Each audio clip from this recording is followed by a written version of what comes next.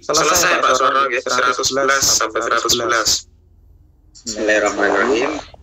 Katakanlah Muhammad, berimanlah kamu kepada Al-Quran, atau tidak usah beriman sama saja bagi Allah. Sesungguhnya orang yang telah diberi pengetahuan sebelumnya, apabila Al-Quran dibacakan kepada mereka, mereka menyungkurkan wajah bersujud. Dan mereka berkata, Maha suci Tuhan kami, sungguh janji Tuhan kami pasti dipenuhi. Dan mereka menyungkurkan wajah sambil menangis, dan mereka bertambah khusyuk. Katakanlah Muhammad, serulah Allah atau serulah Ar-Rahman, dengan nama yang mana saja kamu dapat menyeru, karena dia mempunyai nama-nama yang terbaik, Asmaul Husna. Dan janganlah engkau mengeraskan suaramu dalam sholat, dan jangan pula merendahkannya, dan usahakanlah jalan tengah di antara kedua itu. Katakanlah, segala puji bagi Allah yang tidak mempunyai anak, dan tidak pula mempunyai sekutu dalam kerajaannya, dan dia tidak memerlukan penolong dari kehinaan, dan agungkanlah dia seagung-agungnya. Terima kasih Mas. Assalamualaikum warahmatullahi wabarakatuh. Waalaikumsalam warahmatullahi wabarakatuh. Terima kasih Pak Suwarno. Untuk qiraah dan pembacaan arti surat Al-Isra sudah selesai ya. Bisa ditulis atau dicatat di buku sebagai pengingat. Untuk qiraah selanjutnya nanti bisa dilanjutkan ayat surat selanjutnya ya.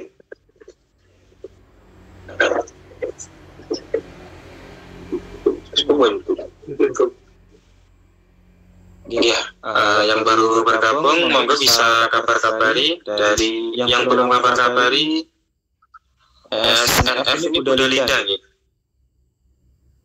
Nama akun SNF, gambarnya kebun. Bisa voice belum?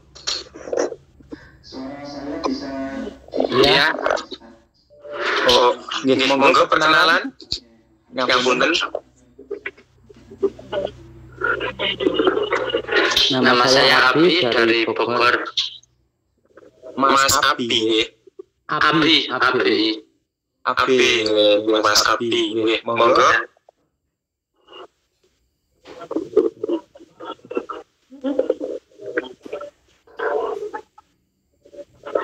Kabarnya sehat nggih yang di Bogor?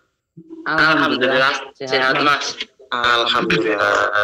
Sudah biasa bergabung tapi dengan nama SNF, jadi manggilnya agak kebingungan ya. Mohon maaf kalau keliru manggilnya. Terima kasih yang di Bogor sudah bergabung. Biasa bergabung juga ya. Ya. Alhamdulillah semoga bisa istiqomah ya. Terima kasih. Kemudian untuk kabar-kabar selanjutnya Pak Yatno Abbas, monggo.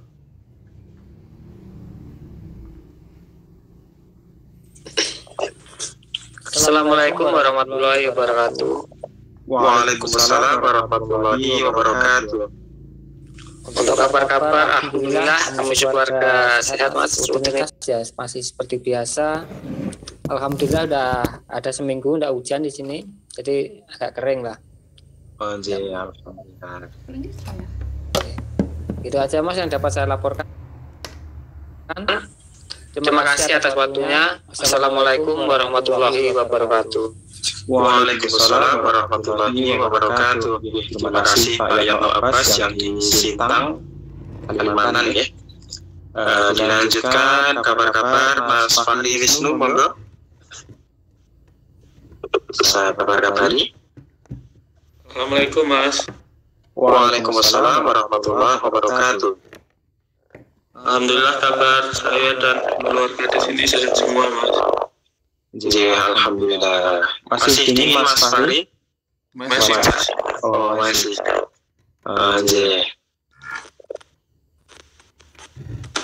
Terima kasih Mas Fahri. yang di Finlandia gitu. Untuk kabar-kabari insya Allah sudah semua ya. Mas Ma'ruf yang bergabung di Zoom meeting pakai akun untuk live streaming di YouTube ya. Beliaunya juga bergabung di sini. Kalau mau voice monggo sekalian Mas Ma'ruf langsung apa-apa. Assalamualaikum warahmatullahi wabarakatuh. Waalaikumsalam warahmatullahi wabarakatuh. Jadi saya alhamdulillah untuk kondisi alhamdulillah sehat, keluarga di rumah di alhamdulillah juga sehat, untuk pekerjaan alhamdulillah lancar, dan saat ini bergabung sama teman-teman komunitas di sini 4 orang. Boleh bilang tadi acara kayak nafar di Korea sini ya. Mungkin dari saya cukup sekian, kembalikan ke Mas Amin. Assalamualaikum warahmatullahi wabarakatuh. Waalaikumsalam warahmatullahi wabarakatuh.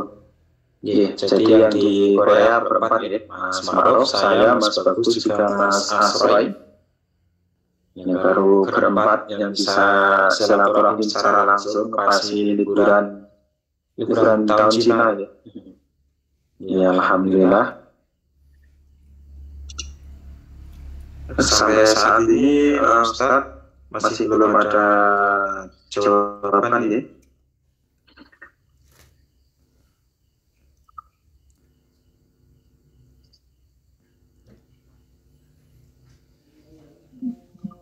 Mas Kholes yang di Jepang nyuwun tolong ya update ayat nanti di chat Zoom. Insya Allah. Matur nuwun Mas Kholes. Nek mendapatkannya di Jepang ya. Biasanya juga Mas Nasiruddin yang lain belum bisa bergabung ya saat ini untuk pertemuan silaturahmi. Mungkin masih ada anjay saling kerjasama ya tadi Mas Kholes. Ya alhamdulillah. Untuk yang lain yang di Korea mungkin belum bisa bergabung, mungkin masih ada kegiatan atau mungkin masa liburnya disuruh bekerja atau bagaimana.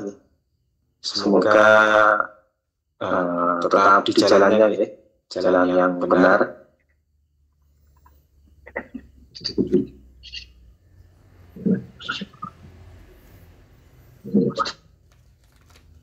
Ini untuk absen yang di Korea satu ya, satu akun yang di Korea. Di Jepang ada 2 ya.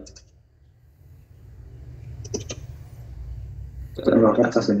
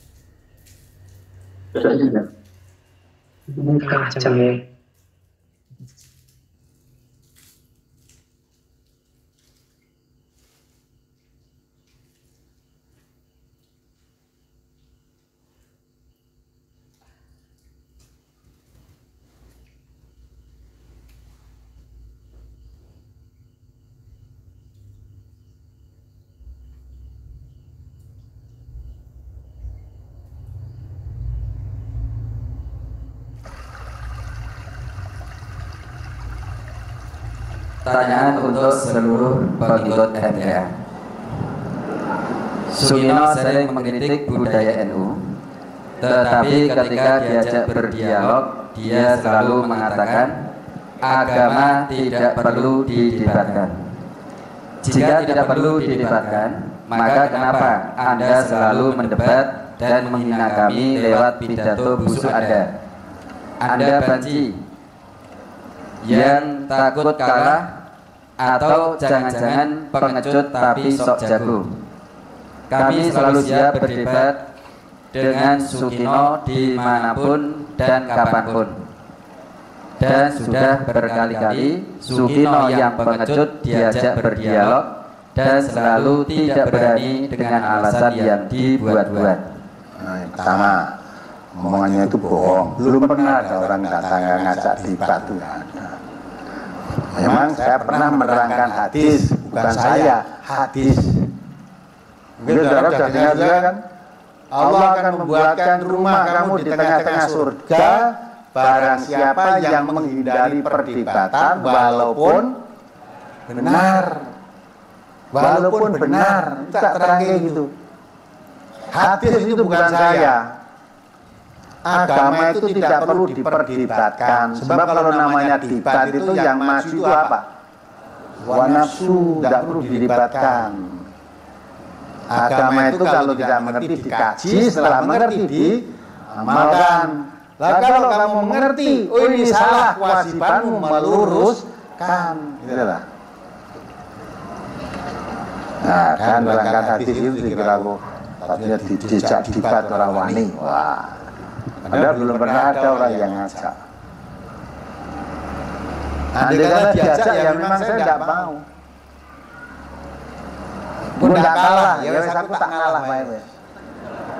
Ya Rani Rawadi, ya memang saya tidak berani. Langgar larangan Nabi saya nggak berani. Untuk apa agama didebatkan? Nek menang bicara terus menang. Wah, menang aku toh. Apa yang menang debat itu mesti benar. Ya.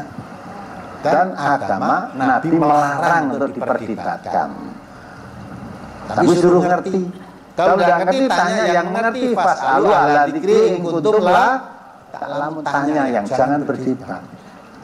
Terus Anda mengharamkan azan dan iqamah di telinga bayi saat dilahirkan. Pernah saudara mendengar saya mengharamkan? Ya, saya pernah mengharamkan azan dan iqamah di telinga bayi yang dilahirkan. Pernah nggak? Menurut keterangan saudara yang saya katakan apa? Hadis itu bukan melarang, bukan. Hanya dalam hadis itu diterangkan bahwa kalau bayi lahir diadani di kuping tengah, dikomati kuping kiri, ternyata hadisnya mesti selalu tak tambahi. Perkara kamu mau nekat itu silahkan. Tidak pernah kami melarang, enggak. Wis malah saya katakan, walaupun diterangkan hadisnya itu doif, kalau kamu mengatakan doif hadis gitu, ya silahkan. Puasa apa saya melarang? Ya. Wong ora salat ora dilarang. Apa meneh madan. Ora salat kamu enggak larang. Dan ente dakwah tidak mengislamkan orang. Ingat-ingat ini ya. Ente dakwah itu tidak mengislamkan orang. Tetapi dakwah itu menyampaikan, menyerukan tentang Islam kepada orang. Dan yang merasa menjadi orang mesti rasa, oh ini memang Islam itu untuk orang. Lah kalau disampaikan hadis kok rasa, oh berarti aku orang.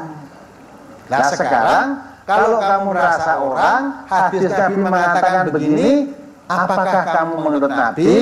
Apa? Bagaimana terserah. Memang ada orang disampaikan hadis Nabi, disampaikan ayat-ayat Quran itu jawabnya malah bal natabi'u ma alfaina alaihi.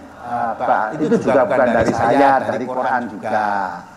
Selama melu Nabi, Quran cukup kami mewarisi apa yang saya dapati dari nenek moyang kami. Itu bukan saya, Nabi. Allah mengatakan itu disampaikan oleh Nabi. Nah, kita menyampaikan Islam ya ayatnya begitu, sampaikan begitu, bukan melarang. Arab diadani bayi, lain diadani silakan. Orang mengkui malah mayit diangkat diadani. Arab diuruki di komati. Itu ya ada silakan. Tidak pernah melarang. Coba kalau saya ada layar termangkat, apa sing ada tak bungkem enggak, tutup apa-apa. Itu urusanmu dengan Allah, urusanmu dengan kita enggak ada urusan apa-apa. Jadi omongnya sudah bohong. Terus padahal pendapat Anda bertentangan dengan mayoritas ulama Islam. Pertanyaannya, yang benar adalah Sukino dan MTA-nya atau ulama-ulama yang mengatakan sunnah? Jawaban Anda menentukan mana yang sesat, kami atau MTA. Jika Anda mengatakan hadisnya dhaif, maka kami semakin yakin jika Anda kelasnya adalah Cah Amon yang sok pintar. Ya, kamu delok sing nulis kuwi dirasakan wis ketoknya cah pinter gitu loh dia. Cah pinter dia. Ya cah pinter itu. Lah kok mana yang benar MTA apa kami? Yang benar itu Allah dan Rasul. Dalilnya apa? Al-haqqu mir rabbikum. Al-haqqu mir rabbika. Kebenaran itu dari Tuhanmu, dari Allah maksudnya. Maka kalau ingin mencari kebenaran, jangan ke MTA, jangan kepada orang yang nulis itu. Fa in tanaza'tum fi syai'in farudduhu ila Allah wa Rasul. Kalau memang berselisih mencari kebenaran, balik kepada Allah dan Rasul, bukan ke MTA. MTA bukan pusat kebenaran. Pusat kebenaran itu Allah dan Rasulnya. Kalau nek tiba tadi ini ngajak menunggu itu, yang benar kamu apa aku, yang benar itu Allah. Malah saya mengatakan kalau kamu sedang berselisih sama Muslim, katakan, oh ya saya yang salah. Kalau suami istri salah atau bertengkar, jangan suami merasa benar, katakan oh ya bu saya yang salah. Istrinya yang mengatakan, bukan mas yang salah saya. Nah sekarang kamu salah, saya salah, mencari kebenaran kepada Allah dan kepada Rasul. Saya pernah nerangkan gitu enggak? Nah, memang keterangan saya selalu begitu. Jangan suami merasa selalu benar, istri selalu salah atau benar. Yang benar itu selamanya Allah dan Rasul. Nah, maka kita selalu mengajak kepada Allah dan Rasul kalau mau, kalau tidak mau ya tidak apa-apa. Hadis Rasul menerangkan gini dan bayi itu begini, ditunjukkan hadisnya dhaif. Teruskan ya tidak apa-apa. Nanti di hadapan Allah tanggung jawab sendiri-sendiri kok. Terus apa lagi? Jika kami katakan bahwa orang MTA tidak ada yang pinter agama Islam, maka apakah Anda keberatan? Enggak. Ya, mulai pinter mulai ngaji sih bodoh-bodoh. Ya, nah sing pinter iki ora gelem ngaji. Ora gelem ngaji ning nyalah-nyalah ketok nek kowe bener ya ora ngerti wong pinter kok. Orang pinter iki iso nyalahke wong, bisa nyalahkan orang, tapi enggak ngerti benernya, itu orang pinter. Terus jika keberatan, maka kami ingin bukti dengan berdialog. Jika tidak berani, maka pantaskah Anda menghina kami, sementara perilaku Anda adalah pengecut? Ya, wis pinter kowe, wis aku aja mbok tantang, pinter kowe aku ora wani debat. Aku wong bodho ora apa-apa. Mong saya minta wong bodho wis iso ngedeke pengajian kaya ngene. Lah kamu yang wong pinter kudune lebih bisa gitu lah. Wong bodho ngedeke pengajian datang seluruh Indonesia. Ya. Dari rombongan-rombongan datang sampai penuh. Lah kamu sing wong pinter kudune kan harus lebih bisa kudune kan ngono. Tapi nggak apa-apa, diarani bodoh yang bodoh saya. Saya tidak pernah merasa saya pinter, enggak. Saya masih bodoh, orang bodoh. Ya. Maka perlu meningkatkan pengetahuan. Ngaji. Terus? Anda mengklaim diri menafsirkan Al-Quran. Nah, ya. Pernah saya mengatakan Anda itu menafsirkan Quran? Dari omong-omongannya itu sudah tidak ada yang benar. Tapi ya wis kan ngomong sakarepe. Pertanyaan kami, untuk kemampuan menafsirkan Al-Quran, Anda harus memenuhi syarat-syarat sebagai mufassir. Maka sebutkan syarat-syarat tersebut agar kami tahu apakah Sukino memang benar-benar telah mampu menafsirkan Al-Quran. Jika tidak mampu, kalian diam dan belajar. Jika tidak mampu, baiknya kalian diam dan belajar kembali di hadapan para ulama yang soleh. Ya kan? Itu orang itu entah krungu dari mana, entah bisikan dari mana, kok iso mendengar saya menafsirkan Quran itu ketemu dari mana? Padahal di peresmian di mana-mana, di sini pun diterangkan MTA bukan lembaga menafsir Al-Quran, tapi mempelajari tafsir. Nah, mestinya sing wong pinter itu kalau tafsir yang kita pelajari salah, dia membenarkannya, itu wong pinter. Nah, lebih pinter lagi, dia bisa nyalakan tapi nggak ngerti benernya, itu lebih pinter itu. Nah, gitu kan, itu di atas yang nulis itu di atasnya orang pinter itu. Terus setiap sesuatu yang tidak diajarkan Rasulullah adalah bid'ah. Nah, saya ajarkan gitu. Setiap sesuatu yang tidak diajarkan Rasulullah bid'ah. Saya pernah ajarkan gitu. Rasulullah sudah mengatakan antum a'lamu bi amri dun yakum. Kamu lebih tahu tentang urusan duniamu.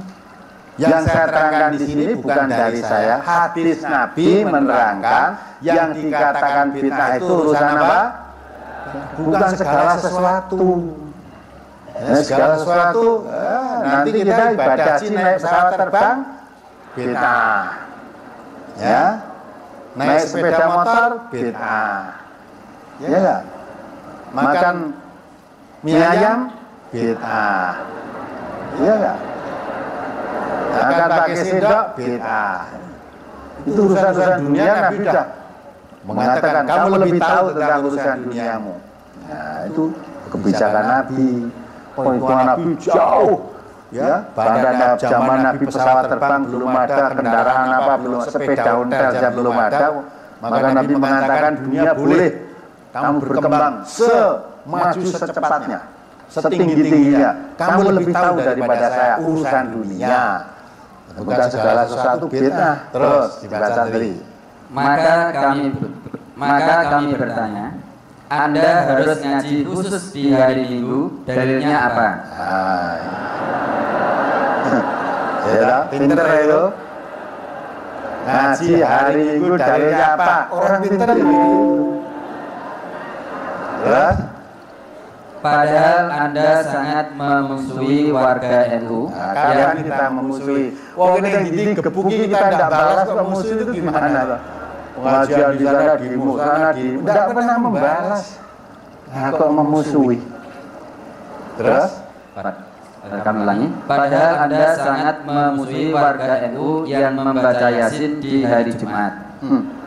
Bukankah budaya Anda yang hanya mau ngaji di hari Minggu sama dengan orang kafir? Nah, jadi ngaji Minggu orang kafir. Ya. Jadi orang kepinteran ya ngono kuwi. Padahal ibadah itu Jumat. Padahal yang menurut agama menurut Nabi mengkhususkan puasa hari Jumat itu saja tidak boleh. Padahal puasa itu ibadah. Kamu mengkhususkan puasa hari Jumat itu tidak boleh.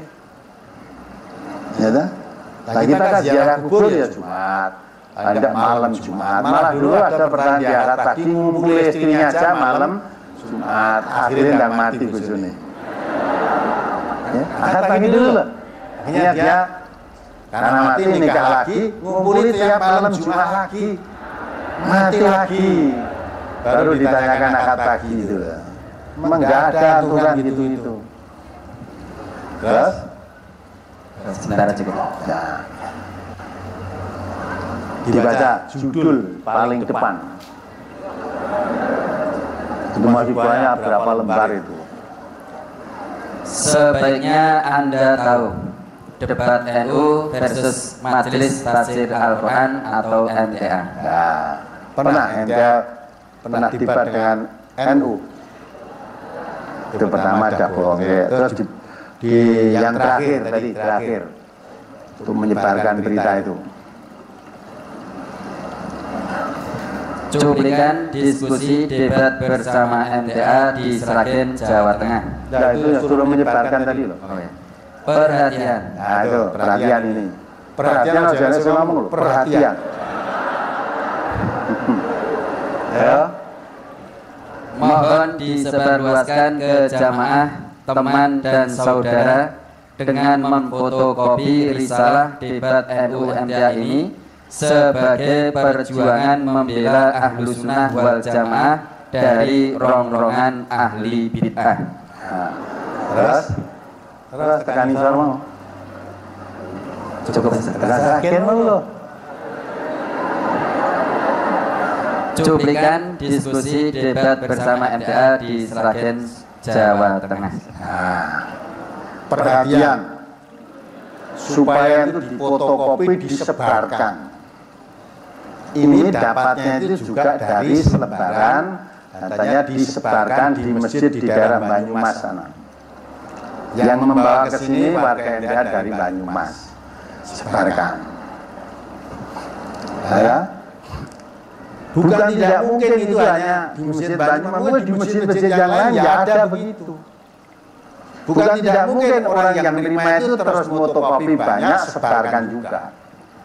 Nah sekarang perhatian, saya juga untuk minta saudara perhatian seluruh warga NTH, baik yang ada di sini maupun yang ada didengarkan di rumah. Berita itu dari judulnya sampai terakhir 100% bohong. 100%. NTH tidak pernah debat dengan NU di Sragen apalagi. Pimpinan NTH Sragen itu cabang NTH sudah ada 58. Itu belum pernah ngerti itu uang Sragen 58 cabang itu belum pernah tahu perdebatan antara NU dan NTH di Sragen itu belum ada itu. Yang 50. Padahal Sragen itu kecamatannya hanya berapa, Pak? 20 kecamatan. 20 kecamatan. Cabangnya sudah 58. Berarti kan ada satu kecamatan ada 5 tempat, ada 4 tempat, ada itu pun tidak tahu debat itu. Nanti debat itu. Kalau yang ada di Polo, di wong NTH teko kabeh itu. Ada. Judulnya dari atas gak salah, isinya bohong semua. Maka saya perhatian pada saudara, ingat surat Nur ayat 11, saya dibaca.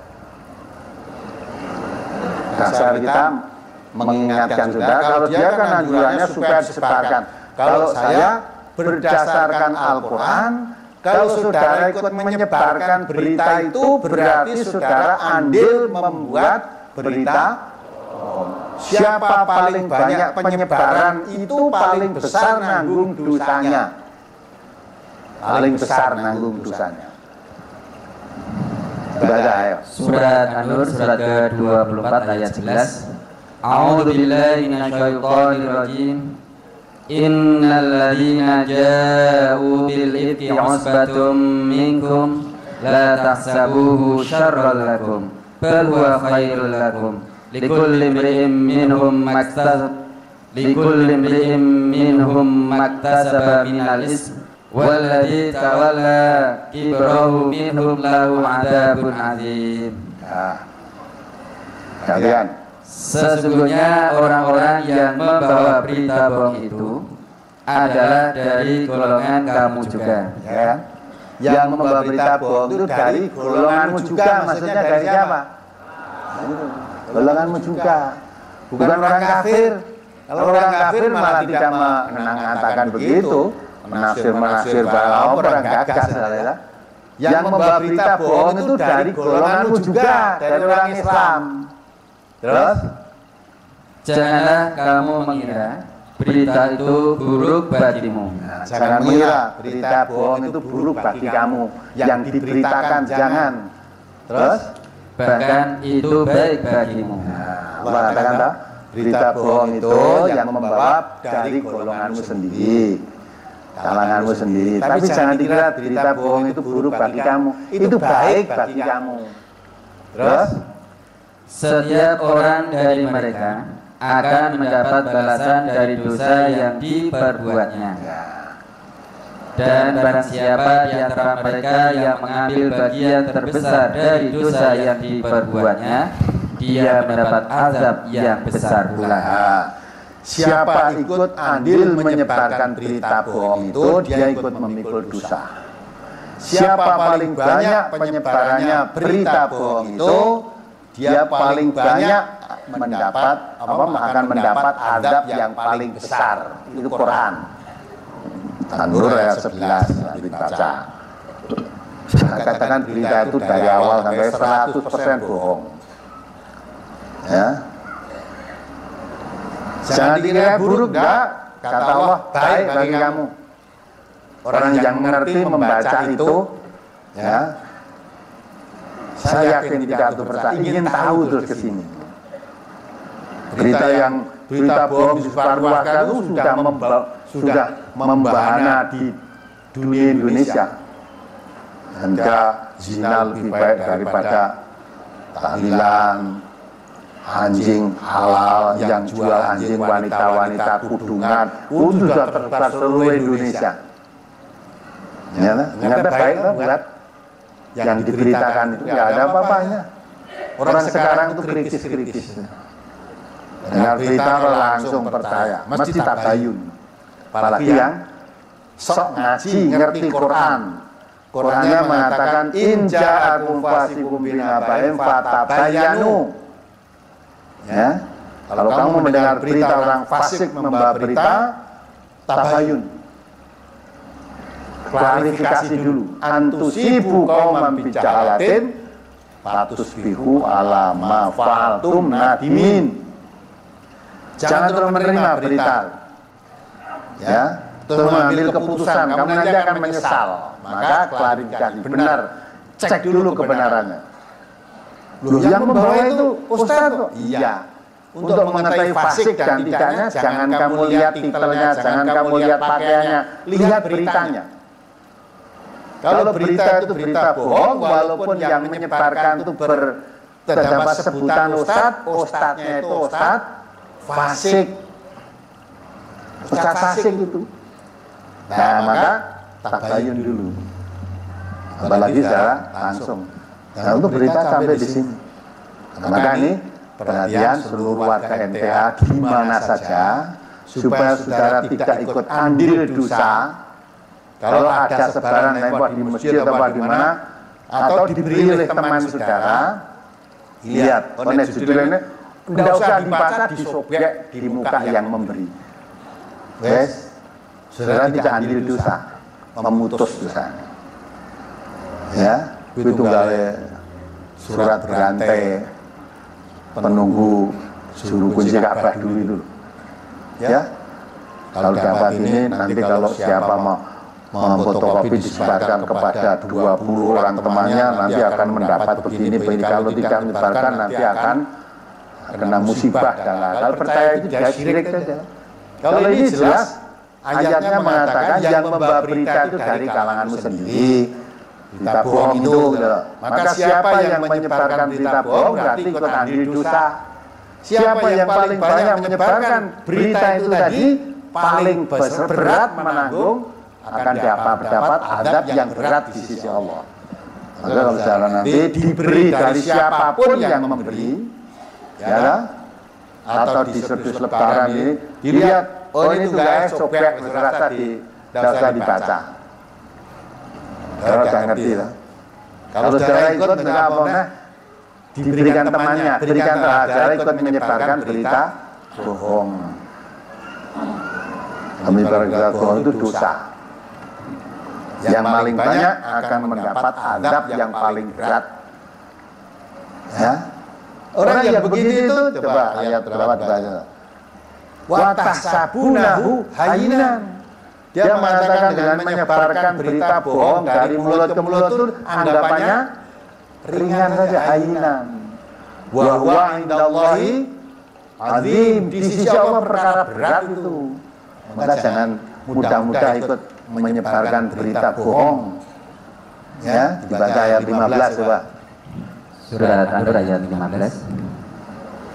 Italaqawnahu bi alsinatikum wa taquluna bi afwahikum ma laysa lakum bihi ilmun wa tahsabunahu hayyinan wa huwa indallahi 'azim.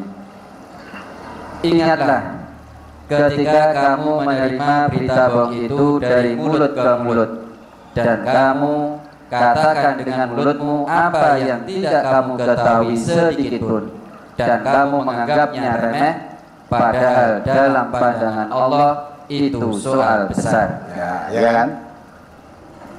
Kemudian berita bohong dari mulut ke mulut.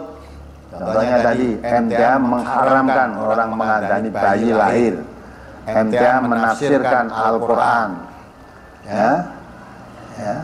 Jadi MTA mengatakan seluruh apa yang bukan dari Rasulullah bid'ah. Bohong-bohong semua itu.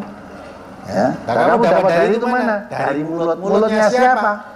Ya mulut orang. Nanti mulutnya itu sampaikan mulut sampai ke mulutmu ngomong juga. Nah, gitu ya.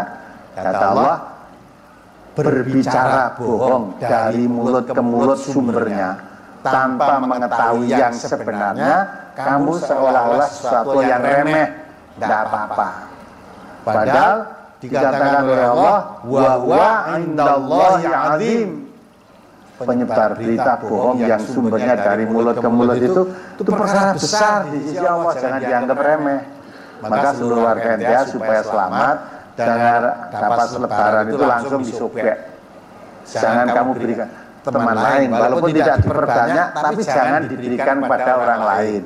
Kalau memberikan pada orang lain, berarti cara ikut menyebarkan berita bohong. Kalau disobekkan, tidak barang disobekkan dianggap tidak bermanfaat. Ya. Memang tidak ada gunanya itu. Karena itu yang memberi kamu disukai atau marah, lalu marah itu kan kamu berikan saya. Karena diberikan saya jadi milik saya, dan tak sobek, milik saya kok. Paham nggak? Nah, ini saya serukan perhatian. Kalau tadi juga dia minta perhatian supaya disebarkan, saya minta perhatian warga MTA khususnya kalau dengar ini berita ini. Baik yang hadir atau mendengarkan di rumah, terima terus disobek. Daripada kamu ikut menyebarkan berita bohong, di sisi Allah itu perkara besar. Ya, dan MTA tidak akan jatuh karena berita bohong-bohong itu tidak. Ya, tidak akan jatuh karena itu. Asal berjalan di atas petunjuk Allah. Orang yang menghalang-halangi tersebarnya cahaya Quran ini dengan cara apapun tidak akan berhasil. Karena Allah sudah mengatakan wallahu mutimmu nurihi walau karihal musyrikun walau karihal kafirun. Orang musyrik, orang kafir tidak suka dengan pembawaan Al-Quran, dengan cara apapun tidak akan bisa memadamkan. Kalau Quran yang disebarkan seperti cahaya, lubang satu jarum pun tertembus. Karena itu Allah yang memerintahkan Allah, dan Allah yang menjaganya, Allah yang melindunginya. Apalagi dasarnya fitnah. Sejak Quran diturunkan, Nabi Muhammad menyebarkan sudah fitnah itu. Dianggap orang gila, dianggap kurang akal, dianggap merusak persaudaraan, macam-macam sudah berkembang terus. Akhirnya sampai seluruh dunia kan. Nah, maka kalau ada begini-begini itu, jangan dikira jelek, baik hati kamu. Baik. Akhirnya mengerti ya. Jadi yang kadang-kadang yang merusak, tapi bukan dari orang luar, justru dari kalangan sendiri. Ini ya, ini jumlah sebarannya itu 5 lembar, 5 halaman, folio. Ya. Isinya dari awal sampai akhir bohong semua.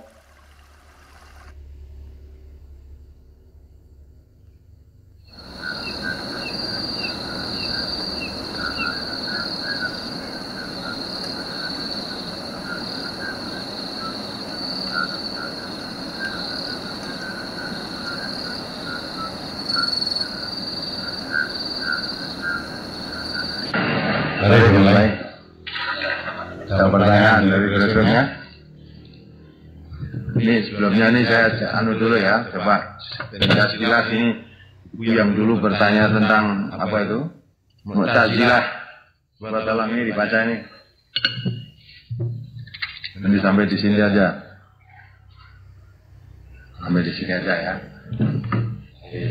Ini sampai di sini nanti.